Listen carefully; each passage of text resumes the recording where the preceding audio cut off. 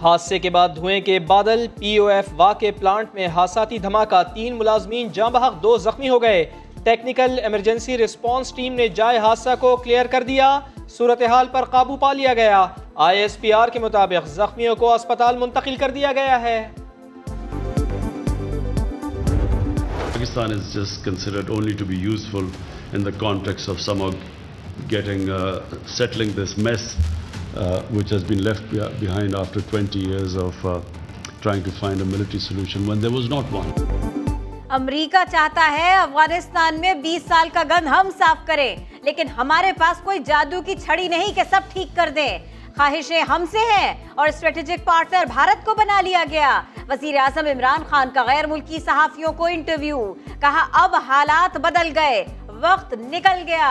Afghan Taliban America की वापसी को अपनी फतह समझते हैं। अब अफगानिस्तान का सियासी हल मुश्किल दिखाई दे रहा है। कहा कोई फोन करे ना करे, पाकिस्तान पराई जंग अपनी जमीन पर नहीं लाएगा। Hasn't called me. Well, it's his option if he wants to call or not. It is business if he thinks it's necessary or not. I mean, not that I am waiting for any phone call. जो ताने बाने हैं वो हमें वाज़े तौर पर NDS और रॉ का इसमें हमें नेक्सस दिखाई दे रहा है। इन लोगों का जो पहला टारगेट था वो दासू प्रोजेक्ट नहीं था। पहली कोशिश थी दयामीर भाषा डैम की जो साइट है। दासू वाक़े में भी रॉ और NDS बेनकाब, सहूलतकारों का पता चल गया। 3 हैंडलर्स इस वक्त अफगानिस्तान में बैठे हुए हैं। वज़ीर ख़ारजा शाह महमूद कुरैशी की DIG CTD खैबर पख्तूनख्वा के साथ प्रेस कॉन्फ्रेंस, बताया हमले में इस्तेमाल होने वाली गाड़ी स्मगल शुदा थी। दहशतगर्द असल हदफ को निशाना बनाने में नाकाम रहे। चीन दासू वाक़े की तहकीकात से मुतमईन है, मंसूबों की सिक्योरिटी मजीद बढ़ाई जाएगी। काबुल करीब अस्त, तालिबान अफगान दारुल हुकूमत से सिर्फ 150 किलोमीटर दूर, रफ्ता रफ्ता पेश कदमी जारी। गजनी के गवर्नर को महफूज राहदारी देकर शहर पर कब्जा कर लिया। 10वें सूबाई दारुल हुकूमत पर भी कंट्रोल। पीछे हटती अफगान हुकूमत ने इख्तिदार में शराकतदार बनने की पेशकश कर दी। समा पर तालिबान ने पेशकश मुस्तरद कर दी। तर्जुमान सुहेल शाहीन ने प्रोग्राम 7 से 8 में कहा, खारिजियों के साथ मिलकर ही हुकूमत बनानी है तो फिर जिद्दोजहद का फायदा क्या है। भारत को भी खबरदार कर दिया कि अफगानिस्तान में एक फरीक की हिमायत बंद करे। अगर हम ये एडमिनिस्ट्रेशन को हुकूमत की हैसियत से मान लेते तो फिर हमारी ये स्ट्रगल, ये कुर्बानियाँ किस चीज के लिए है? वो खुद भी आवाम के नुमाइंदा नहीं है। उसमें जो लोग हैं वो उनकी सारी फैमिली बाहर में है, फॉरेन सिटीजन।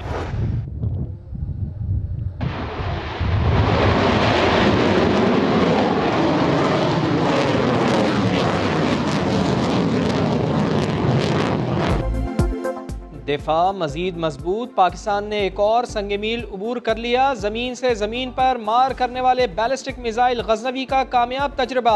मिसाइल 320 किलोमीटर तक हदफ को बिल्कुल ठीक निशाना बनाएगा। तरबियती लॉन्च का मकसद स्ट्रेटेजिक फोर्सेस कमांड की ऑपरेशनल तैयारी को यकीनी बनाना है। अफगान सफीर की बेटी ने कल जो 3 ज़बानों में इंटरव्यू दिए वो हमारे खिलाफ मीडिया वॉर का एक हिस्सा है। पाकिस्तान को मुर्दे इल्जाम मत ठहराएं, वो अगवा नहीं हुई। अफगान टीम आई थी, उनको सेटिस्फाई करके भेजा। बाज आ जाओ, इल्जामात ना लगाओ, पाकिस्तान को बदनाम ना करो। वजीर दाखिला ने अफगान सफीर की बेटी का 3 ज़बानों में इंटरव्यू पाकिस्तान के खिलाफ मीडिया वॉर का हिस्सा करार दे दिया। कहा रवैया न बदला तो सारी वीडियोस हमारे पास मौजूद हैं, फिर शिकवा न करना। शेख रशीद ने ऑपोजिशन पर भी तंज कर दिया, बोले PDM में कोई जान नहीं। इजलास अंजुमन सताइश बाहमी की बैठक थी।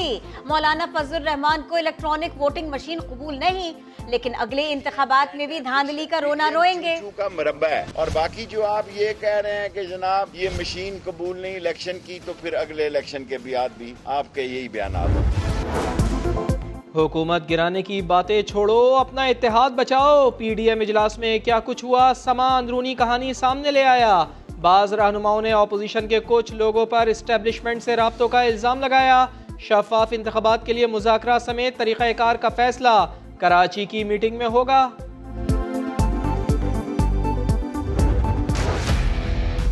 करप्शन के खात्मे के लिए कोशिश की जाती है, इल्जामात का सामना करना पड़ता है। कैरेक्टर असैसिनेशन हो, ब्लैकमेलिंग हो, धमकियां हो, नैब अपना काम करता रहेगा। हर चीज का इल्जाम नैब पर क्यों? अगर ज्यादती हुई है तो अदालत जाएं, लेकिन आप अदलिया के पास नहीं जाते क्योंकि नैब ने बेबुनियाद केसेस बनाए ही नहीं। चेयरमैन एहतिसाब ब्यूरो जावेद इकबाल का इल्जामात पर जवाब, बोले नैब ने कोई जबरदस्ती प्ली बार्गेन नहीं की, खुद को कानून से बालातर समझने वालों को कानून के मुताबिक डील किया।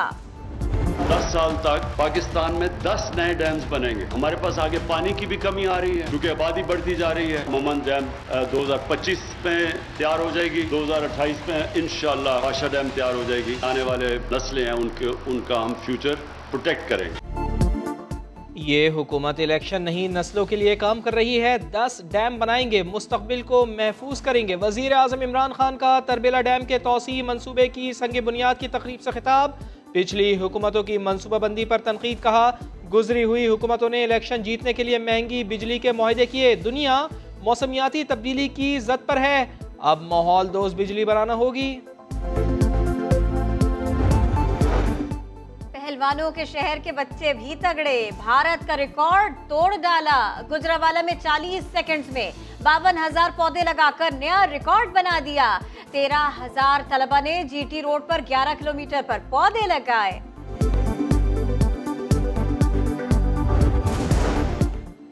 पाकिस्तानियों ने एहतियात का दामन न पकड़ा तो कोरोना ने पाकिस्तानियों को ही पकड़ लिया। 2 माह बाद एक दिन में 100 से ज़ायद अमवात, 4,934 नए केसेस सामने आए। मुस्बत केसेस की शरह 8.3% रही।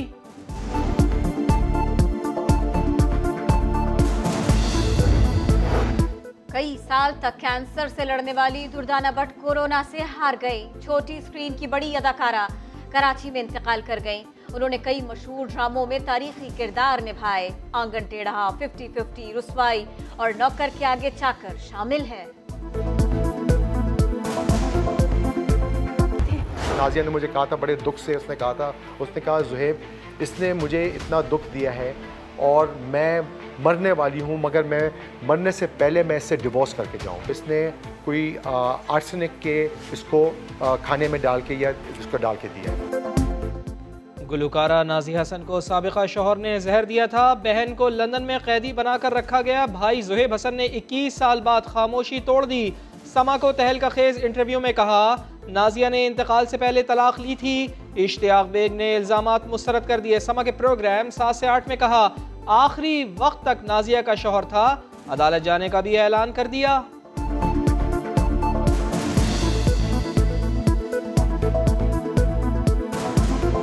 मैंने अपनी लॉयर से बात की है, उसने कहा आप आ जाएं, हम 1 अरब रुपए का डिफेमेशन का केस कर रहे हैं। ज़ुहैब साहब को पैसे लेने जो ये सोच रहे थे कि प्रेशर डाल के कुछ पैसे मिल जाएंगे पार्टी से, इंशाल्लाह देने पड़ जाएंगे।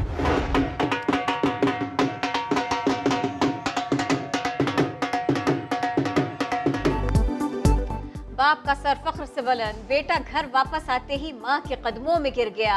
मियां चन्नू में अरशद नदीम का तगड़ा इस्तकबाल, ढोल बजाए गए, हार पहनाए गए, फूल निछावर किए गए। एयरपोर्ट पर भी मद्दाहों ने भरपूर तरीके से खुशामदीद कहा। अरशद नदीम का कौम से इजहार तशक्कुर। मैं सबका शुक्रगुजार हूँ। अल्हम्दुलिल्लाह जितनी मेरे पीछे दवाई थी उससे ज्यादा अल्हम्दुलिल्लाह मैंने भी एफर्ट की है, और जो अल्लाह ताला ने मुझे देना था वो अल्लाह ताला ने मुझे नवाजा है, और मैं पूरे वर्ल्ड में 5th नंबर पे आया हूँ।